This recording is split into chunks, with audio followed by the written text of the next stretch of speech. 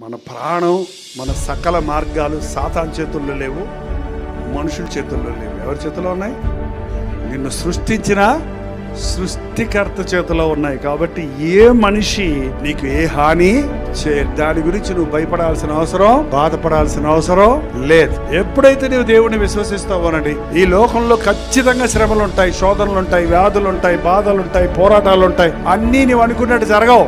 అయినప్పటికీ నువ్వు సంతోషంగా ఉండగలిగితే, అయినప్పటికీ నీవు ఆశీర్వదించబడి ముందుకు సాగలుగుతున్నావు అంటే నీకు దేవుని సహాయం కావాలి, ఉంది లేక కావాలి. కాబట్టి ఎప్పుడు నేర్చుకోండి, యేసయ్య రోజు మీ దగ్గరే ఉన్నాడు, మీతోటే ఉన్నాడు. ఇశ్రాయేలుని కాపాడే దేవుడు కునుకడు, నిద్రపోడు. ఇలాంటి దేవుడు మరొకడు లేడండి. ఏంటంటే ఇలాంటి ప్రభువును ఎక్కడ మనం చరిత్రలో గాని, దేశంలో గాని, దేశాల్లో గాని చూడలేం. సృష్టించిన సృష్టికర్త అయిన చెడిపోయిన మానవుణ్ణి విమోచించుట కొరకు ప్రాణం ఇచ్చినటువంటి రక్షణకర్త